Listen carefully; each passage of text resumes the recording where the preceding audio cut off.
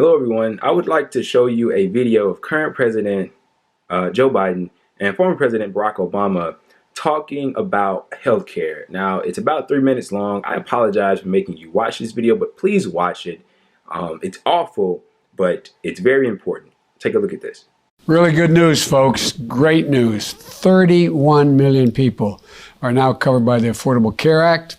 And I know someone who's going to really want to know that number is up as high as it is. But I got to call this fella. Mr. President.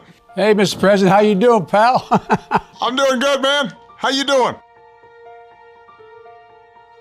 Joe Biden, we did this together. We always talked about how if we could get the principle of universal coverage established, we could then build on it. And I just want to say how proud I am of what you've done now with the American Rescue Plan. When we opened up the enrollment period again and reduced the cost, 1.2 million people signed up on top of the 30 million. And look how many times they tried to defeat your legislation. The ACA, later known as Obamacare, which I take pride in. And I keep reminding people. It was built on a model that combined good ideas from Democrats and Republicans. You know, you and I have both had some tragic, illnesses in our families.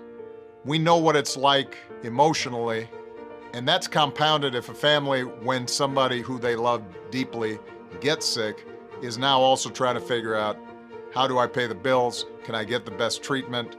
Am I gonna have to mortgage my house?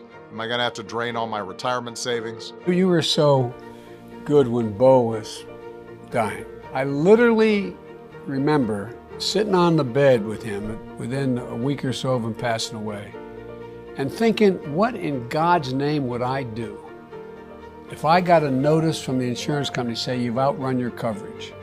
The effort was worth it. The families that have been able to care for their loved ones, be cured, have access to care, that all makes it worthwhile. So I just want to thank your administration and all the folks who've been working on this for now building on it and continuing to expand it. If I had a dime for everyone who said to me over the last 2 years campaigning and as president, tell the president, meaning you, I said thank you. It saved my life, no, I mean it. That's good. That's because I had a good partner. And because of what you've done, Joe, the special enrollment period is still open until August 15th. So anybody who's watching us in this conversation and still hasn't looked into it, go to healthcare.gov.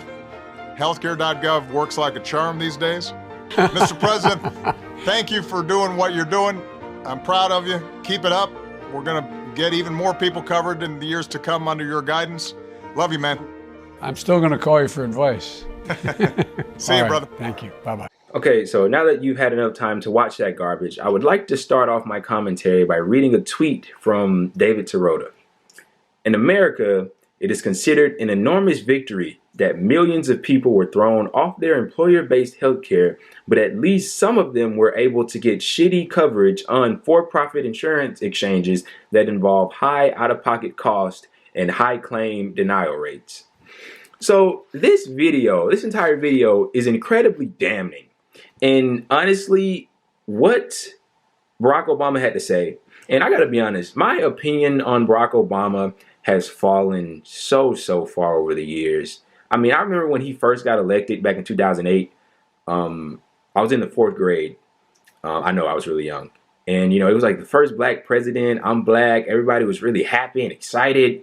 And even as I was growing up in like my late teens, I had a very high opinion of him because I just wasn't that knowledgeable on politics. And then once I really started to divulge into this stuff, and you learn about the drone strikes and, the wars and the fact that he's incredibly corrupt and all this other stuff, your opinion just falls on him. And then you watch interviews and you see stupid ass videos like these, and you just start to dislike him even more. I mean, what he said there, it made me crave death, honestly. He said, it's good that we got the principle of universal coverage established so that they can build on it. I'm going to read that one more time. Listen to the wording. Listen to the framing. We got the principle of universal coverage established so that we may build on it. 70% of the American people support universal health care. There's even some polls that have a majority of Republicans that support a nationalized healthcare service. If some of the Republicans haven't been so brainwashed by right-wing propaganda and socialized medicine and communism, even more of them would support it, right? But he says that we got the principle of universal coverage established. First of all, that means absolutely nothing. That means absolutely nothing. But, okay, so you got the principle established. So build on it how? First of all, neither of those guys believe in universal coverage. Don't let that shit fool you. Neither of them do. Joe Biden said that if Medicare for All came across his desk, he'd veto it.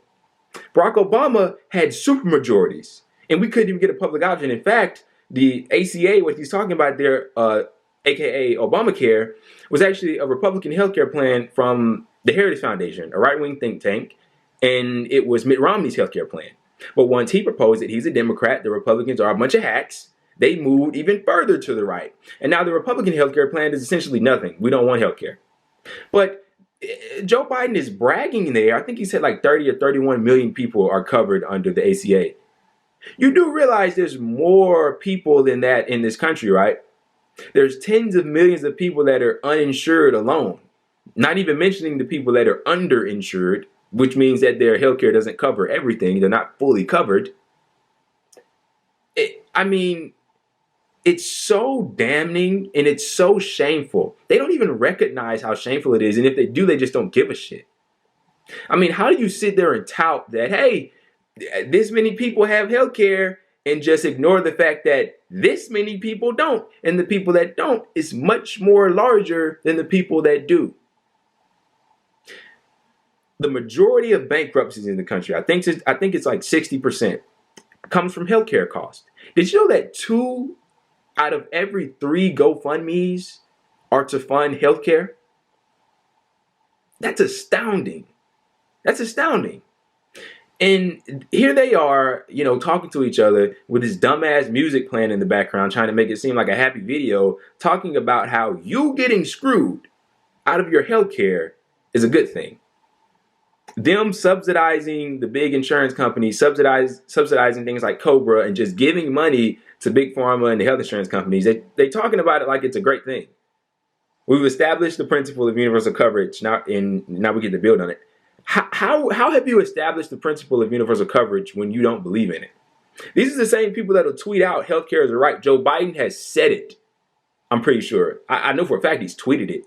Healthcare is a right, but he doesn't believe it. I mean, it's just this grandiose grandstanding. Like you just, puff your chest out and just say stuff. And they don't believe in it at all.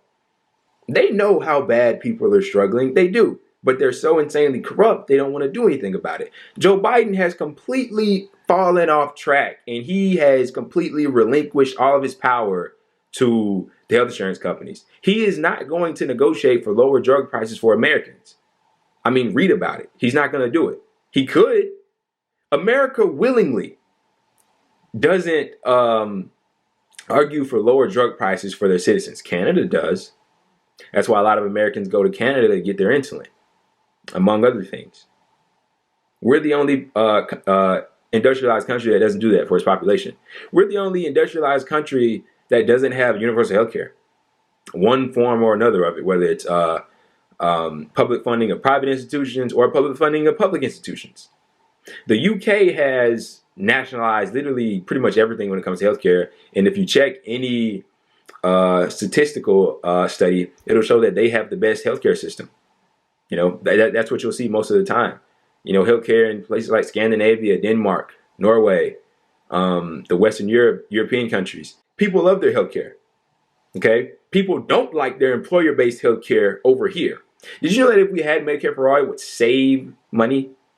I mean, save money, like a lot of money. Okay? The employers themselves would save money because they don't have to pay for their employees' health care anymore. It'll be funded through tax dollars. And then that's the scare tactic they like use, like, oh, they're going to raise your taxes so much. First of all, no, I don't think taxes personally need to be raised that much. Secondly, I think that there can be a reallocation of funds. Our military budget is bigger than the next 10 countries combined. If we sliced it in half, it would still be the largest military budget by far and away. But even if we raise taxes, you'll net save money because you're not getting screwed by some ravaged health insurance company. And here these guys go. To top it off, Barack Obama says they combine good ideas from Democrats and Republicans. Sorry, Barack, but Republicans don't have good ideas on healthcare. You know what their good ideas are? Screw your healthcare. You don't need it. They want to axe things like Medicare and Medicaid. They want to take money away from those things. They repealed your legislation so many times. I mean, Jesus Christ, bipartisanship at an all-time high, corruption at an all-time high. These people are absolutely disgusting. And the fact that they're touting legislation like this, like it's like the best thing ever, don't get me wrong. I'm sure Obamacare helped out some people. I'm sure it did, because before, things probably wasn't looking so good under Bush. And so Obama came in and he he did give people health care, but it wasn't the right kind of health care. And a lot of people ultimately got screwed. And that's what's going to happen when you treat healthcare as something that's profitable, and it shouldn't be. But I had to do this. I had to talk about this. It really grinded my gears. In my opinion, healthcare is easily my top issue. I think that if you're going to run as a lefty, if you're going to run as a Democrat, this should be out in the forefront. Screw the social issues and everything else. I mean, those things matter, of course, but this should be at the forefront of literally any lefty's campaign. The Democrats should lean into this endlessly. They don't believe in Medicare for all. I mean, even the ones that say that they do, they're not going to fight for it. So the people by and large are largely being fucked by their politician that's supposed to be representing them right now. But hopefully, I believe that one day we can get to a place where we can attain something like Medicare for all, because I do think that it's within our grasp, but it seems like it just keeps getting further and further away. And people are just going to have to step up. People are just going to have to step up. A lot of people are going to have to run. We're going to have to win, and we're going to have to fight. But man, Barack Obama and Joe Biden